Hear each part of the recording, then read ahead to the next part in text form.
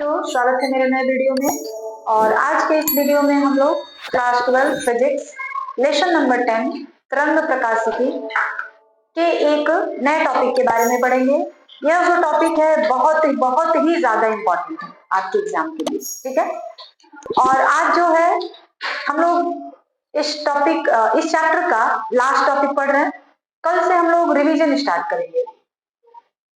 जितने भी important questions हैं वो हम लोग देखेंगे। जितने भी इंपॉर्टेंट क्वेश्चंस हैं वो लेसन नंबर 10 तक ही हैं ज्यादातर। कल हम लोग रिवीजन स्टार्ट करेंगे, फिजिक्स का हो या मैथ्स का हो। दूसरी बात ये, आज मैं कई दिनों के बाद अपना वीडियो अपलोड कर रही हूँ, क्योंकि जो है मेरी तबीयत थोड़ी खराब हो गई थी, इस वजह से मैं वीडियो नहीं बना पा रही थी और अपलोड नहीं हो पा रहा था। और आज मैं कई दिनों के बाद वीडियो अपलोड कर रही हूँ, ठीक है। तो चलिए हम लोग स्टार्ट करते हैं। लेसन नंबर 10 जो तरंग प्रकाशिकी है उसका एक नया टॉपिक है, यंग के द्विक रेखा छिद्र प्रयोग में फ्रिंजों की चौड़ाई के लिए व्यंजक। 1801 ईस्वी में वैज्ञानिक थॉमस यंग पहले वैज्ञानिक थे जिन्होंने फ्रिंजों की चौड़ाई के लिए एक प्रयोग किया। तो फ्रिंजों की चौड़ाई के लिए जब एक प्रयोग किया तो सबसे पहले हमें यह पता होना चाहिए कि आखिर ये फ्रिंज है क्या। फ्रिंज किसे कहते हैं? तो जब तरंगे जो होती हैं, तरंगों का जो व्यतिकरण होता है, उसमें कई तरंगे जो होती हैं आपस में मिलती हैं। कई तरंगे जो होती हैं आपस में मिलती हैं और उन्होंने क्या किया कि एक जो एक वर्णी प्रकाश है यानी सूर्य के प्रकाश को एक छोटे से छेद से गुजारा, उससे कुछ दूरी पर दो और छेद किए, S1 और S2। इसमें दो होल किए गए हैं, दो छेद किए गए हैं, इसलिए इसको कहा जाता है यंग के द्विक रेखा छिद्र। दो छिद्र थे इसमें, इसलिए इसे द्विक रेखा छिद्र प्रयोग कहा जाता है। और उन्होंने क्या किया, एक पर्दा रख दिया। पर्दे पे उन्होंने क्या देखा कि जब तरंगे मिलती हैं, तरंगों का व्यतिकरण होता है, तो बीच में सफेद रंग की पट्टी प्राप्त होती है और उसके दोनों किनारे जो होते हैं रंगीन चमकदार पट्टी प्राप्त होती है। इन रंगीन पट्टियों को ही उन्होंने फ्रिंज कहा, ठीक है। थॉमस यंग ने जब अपना प्रयोग किया 1801 ईस्वी में, तो उन्होंने ये देखा कि जो प्रकाश जब एक छिद्र से होकर गुजरता है और किसी पर्दे पर पड़ता है, तो बीच में एक सफेद रंग की पट्टी प्राप्त होती है और दोनों किनारों पर रंगीन पट्टियां प्राप्त होती हैं। इन रंगीन पट्टियों को ही फ्रिंज बोला गया, ठीक है। अब ये फ्रिंज की चौड़ाई निकालने के लिए उन्होंने एक व्यंजक दिया। वो व्यंजक क्या था, वही हमको आज निकालना है। एग्जाम के लिए यह जो टॉपिक है, यह जो डेरिवेशन है, बहुत ही ज्यादा इंपॉर्टेंट है, ठीक है। तो चलिए स्टार्ट करते हैं। माना कि S1 और S2 का मध्य बिंदु C है। देखिए पहले एक यहाँ पे छिद्र है, 3 होल जिसको कहते हैं, ठीक है। यहां से प्रकाश निकलता है, S1 पर और S2 पर पड़ता है। S1 S2 जो है S से बराबर दूरी पर है। S1 S2 जो होल किए गए हैं S से बराबर दूरी पर है। जब प्रकाश यहां से गुजरता है तो S1 और S2 से होकर गुजरता है, जो जहां से द्वितीय तरंगिकाएं निकलती हैं, ठीक है। और यहां से जब तरंगे निकलती हैं तो बिंदु P पर जाकर के यहां पर मिलती है, ठीक है। तो वही लिखा गया है। माना कि S1 S2 का मध्य बिंदु C है। S1 S2 यहां पर है, देख लीजिए S1 S2 का मध्य बिंदु C है और S1 और S2 के बीच की दूरी जो S1 है और S2 है, इसके बीच की दूरी D है, ठीक। C और O पर्दा है, ये इसको हम लोग पर्दा कहेंगे। S1 और S2 से कैपिटल D दूरी, कैपिटल D को मतलब हम लोग कहते हैं न्यूनतम स्पष्ट दृष्टि की न्यूनतम दूरी D होता है। वहां पे एक पर्दा रखा गया, S1 से भी तरंगे निकली, S2 से भी तरंगे निकली, बिंदु P पर जाकर मिली है। P और O के बीच की दूरी को हमने y मान लिया है, ठीक है। यहां पर देखिए S1 से हमने एक लंब खींचा है, S1A किस पर खींचा है, S2P पर। वही सारी बातें यहाँ पे लिखी गई हैं कि S1 S2 क्या है, D, S1 और S2 के बीच की दूरी। CO, यहाँ C है यहाँ O है, उसके बीच की दूरी D। कैपिटल D जो है स्मॉल d से बड़ा है। S1 से S2P पर डाला गया लंब S1A है। S1 से हमने एक लंब खींचा है, देख लीजिए यहाँ पे S2P पर, उसको हमने कहा है S1A। दोनों तरंगों के बीच पथांतर delta x is equal to, पथांतर का मतलब हो गया डेल्टा x से हम लोग दिखाते हैं। और ये क्या है, तरंग जब यहां से निकली P तक गई तो उसके द्वारा तय की गई दूरी जो भी थी, और तरंग जब S1 से निकली SP तक गई तो उसके द्वारा चली गई दूरी। अब दोनों के जो बीच की दूरी है उसमें कितने का अंतर है, यह दूरी हो जाएगी S1P और यह दूरी हो जाएगी S2P। इन दोनों दूरियों के बीच का अंतर जो होगा उसी को हम लोग कहेंगे पथांतर। दोनों दूरियों के बीच का जो अंतर होगा उसको कहा जाएगा पथांतर। और पथांतर को हम लोग किससे दिखा रहे हैं, डेल्टा एक्स से। डेल्टा एक्स बराबर S2P minus S1P is equal to S2A। इतनी बात समझ आ रही है कि पथांतर क्या है, ठीक है। अब फ्रिंजों की चौड़ाई के लिए हमको व्यंजक ज्ञात करना है, तो ये हमारा पथांतर हो गया, ठीक है। अब देखिए यहाँ पे दो त्रिभुज बन रहे हैं, एक S1 S2 एक, और दूसरा एक त्रिभुज बना हुआ है P, यहाँ पे C है और O। तो पहले हम लोग त्रिभुज नीचे से थोड़ा लिखा जाए, त्रिभुज S1 S2 A से समकोण त्रिभुज, समकोण त्रिभुज, समकोण त्रिभुज S1 S2 A से साइन थीटा बराबर, साइन थीटा बराबर क्या होता है, लंब बटा कर्ण।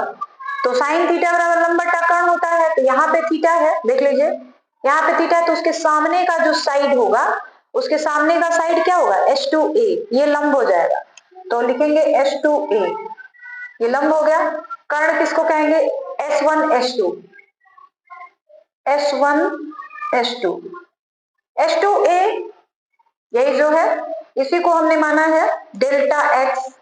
दोनों जो तरंगे जब बिंदु P पर जाकर मिले तो उनके बीच की दूरी का अंतर जो है S2A को हम लोग डेल्टा एक्स लिखेंगे, और S1 S2 के बीच की दूरी को हम लोग D लिखेंगे, स्मॉल d, ठीक है। इसको हम लोग दे देंगे समीकरण नंबर 1। समीकरण नंबर 1 समझ आ गया, साइन थीटा बराबर S2A by S1 S2 is equal to delta X by D। इसके बाद हम लोग समकोण त्रिभुज, समकोण त्रिभुज लेंगे CPO, CPO से tan थीटा बराबर, यहां से tan थीटा का मान निकाल लेंगे। tan थीटा बराबर क्या होता है, लंब बटा आधार, ठीक है। तो यहाँ पे ये थीटा है, तो इसके सामने का जो साइड होगा PO, वो जो होगा हमारा लंब हो गया। तो यहाँ पे लिखेंगे OP, आधार हो जाएगा CO, तो ये हो गया CO। OP को हमने लिख रखा है Y, तो ये Y हो गया।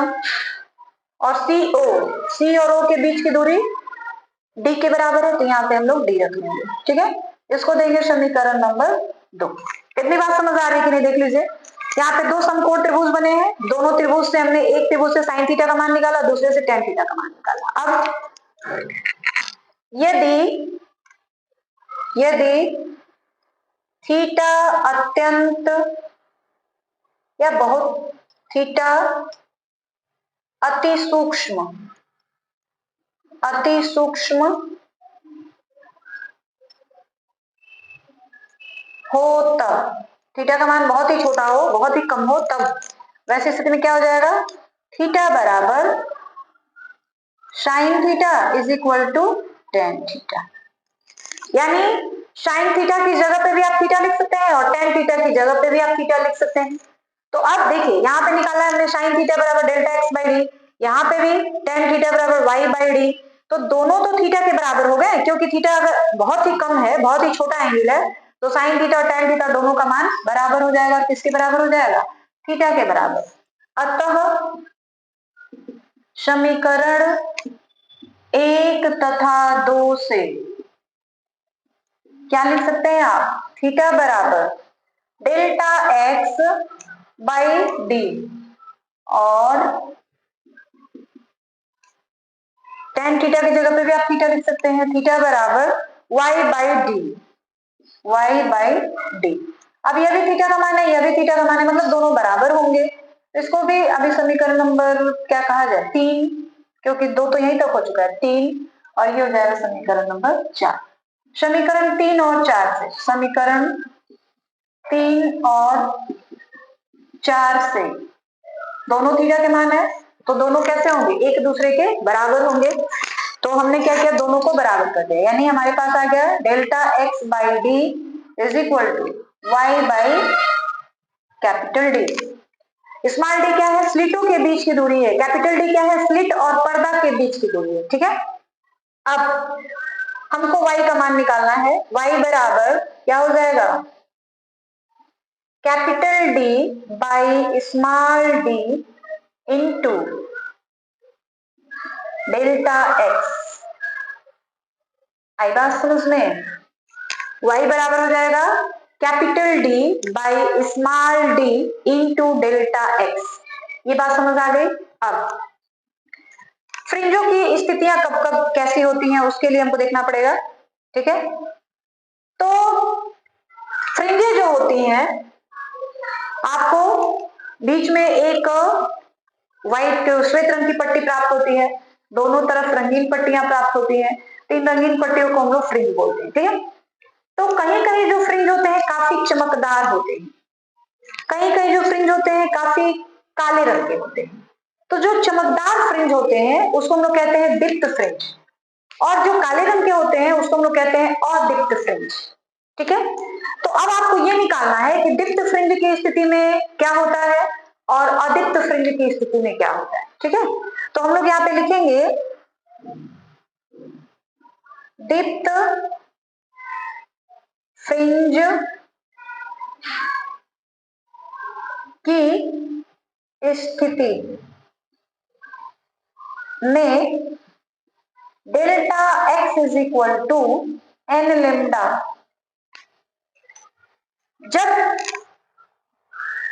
अधिकतम तीव्रता होती है फ्रिंजों की, वैसी स्थिति में हमको दीप्त फ्रिंज प्राप्त होता है, और delta X is equal to क्या रखना है हमको, एन लेमडा, जहां एन इज इक्वल टू 0, 1, 2 इस तरह से आपको रखते जाना, ठीक है।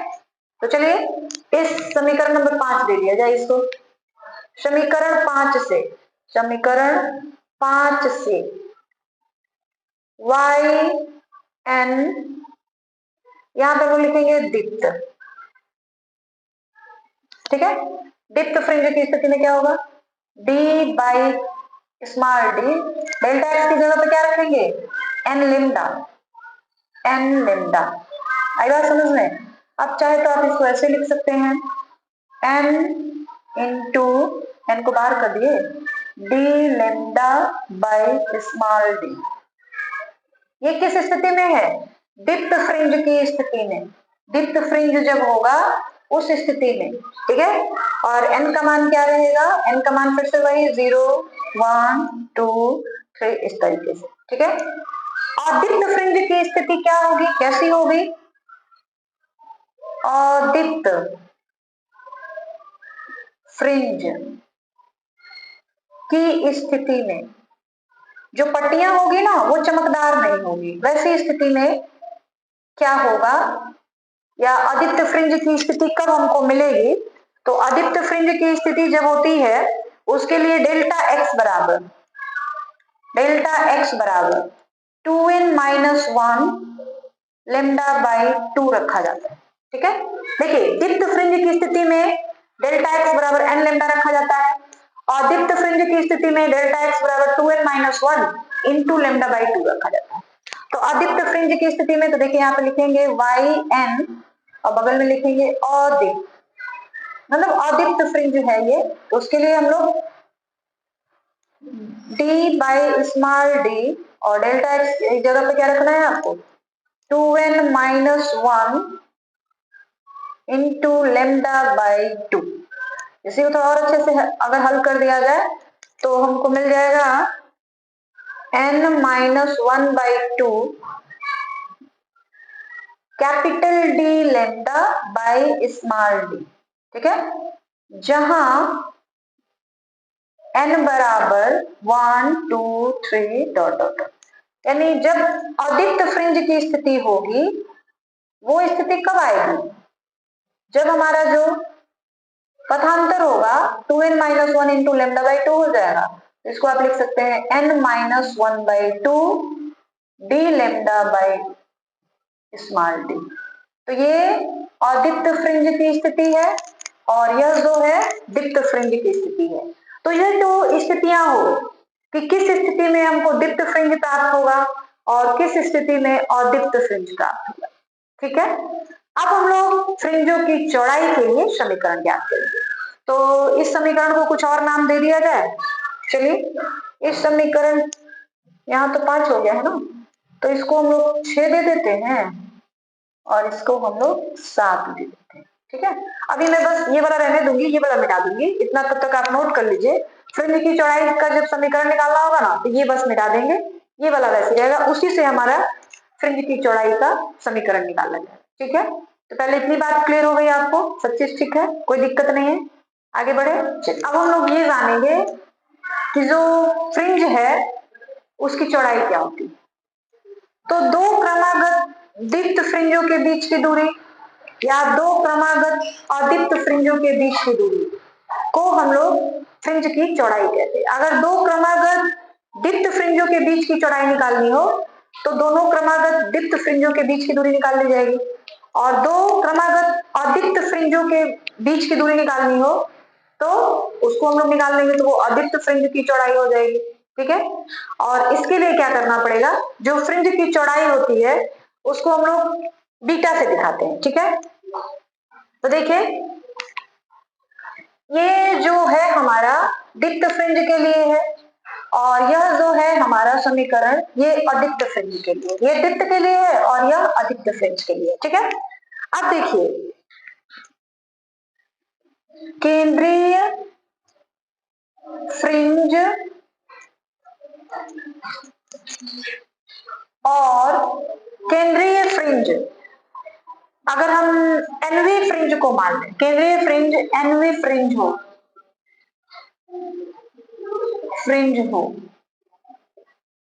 तथा उसके बाद का जो दीप्त फ्रिंज है वो एन प्लस एनवी फ्रिंज हो,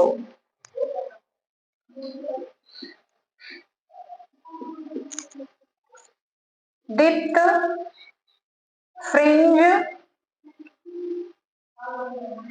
दोनों दीप्त फ्रिंज है, ये एनवी दीप्त फ्रिंज है और यह जो है एन प्लस एनवी दीप्त फ्रिंज है, इन दोनों के बीच की दूरी, दीप्त फ्रिंजों के बीच की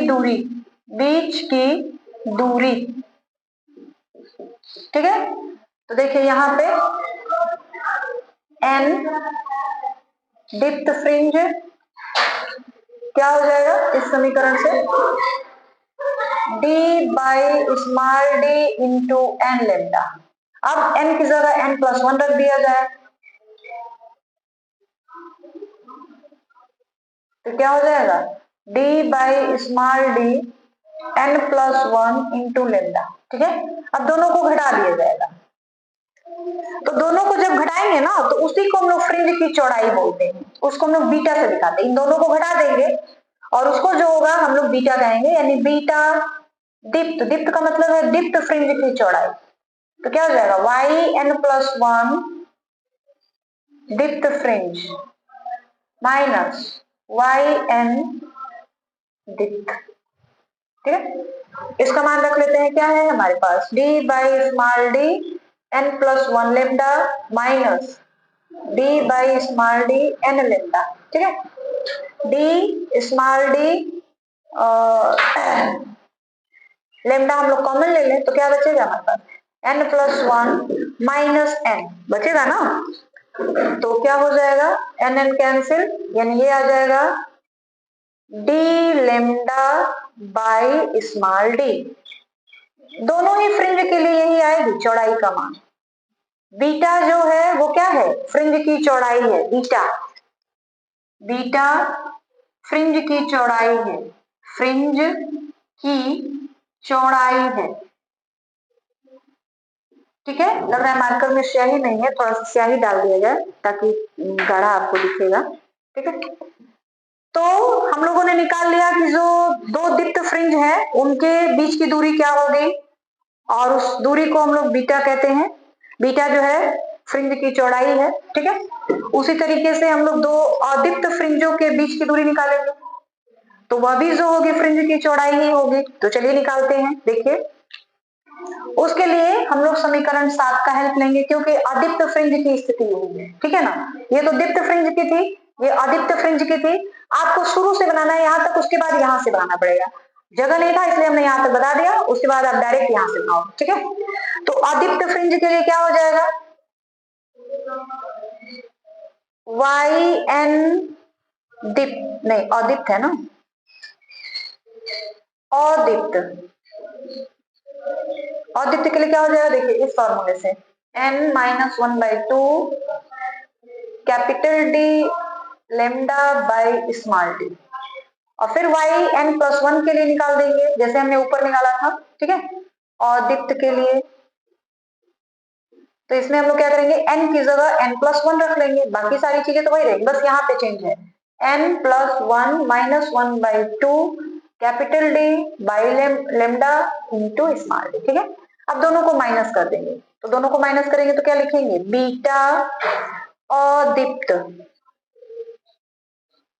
अदीप्त ये क्या हो जाएगा, n+1 -1/2, तो इसको जब थोड़ा सा अच्छा तो इसको हम लोग सॉल्व कर देंगे तो ये क्या हो जाएगा, अच्छा चलिए घटा ही देते हैं, D lambda by small D minus n-1/2 D lambda by small D. ठीक है, यहाँ पे अगर हम करेंगे घटाएंगे तो क्या बचेगा, n+1/2 घटा देंगे 1 में से 1/2 D lambda by small D minus n-1/2 D lambda by small D. ठीक है, यहां तक समझ आइए ना आपको। अब देखिए क्या किया जाएगा, अगर मल्टीप्लाई कर दिया जाए तो ये कट जाएगा, अगर हम दोनों को माइनस कर दें तो बचेगा D N lambda by D plus 1/2 D lambda by D minus N D lambda by small D plus 1/2 D lambda by small D. ठीक है, ये और ये कैंसिल हो गया क्योंकि एक प्लस है और एक माइनस है।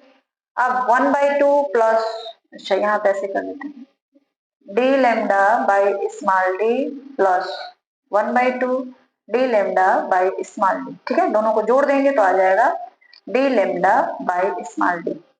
तो ये अदीप्त फ्रिंज की चौड़ाई होगी। अतः अदीप्त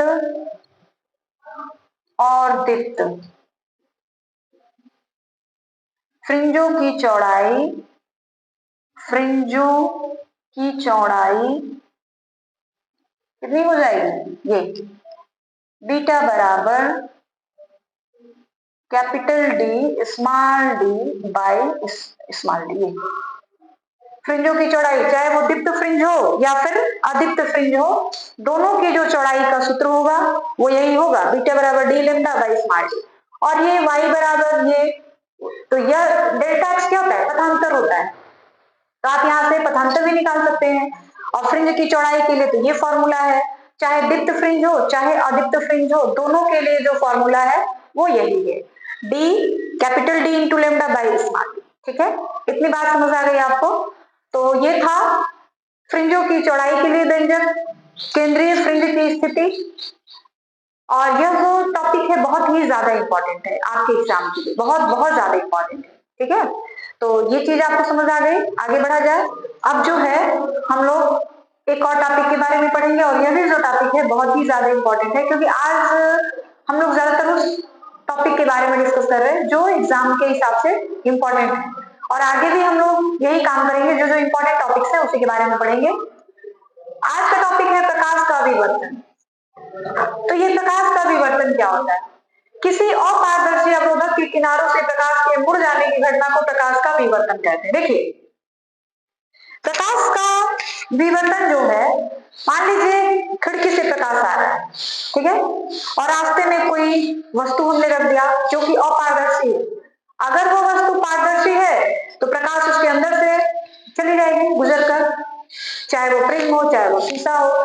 शीशा होगा तो दर्पण, मिरर, लेंस, यही सब चीजें होंगी।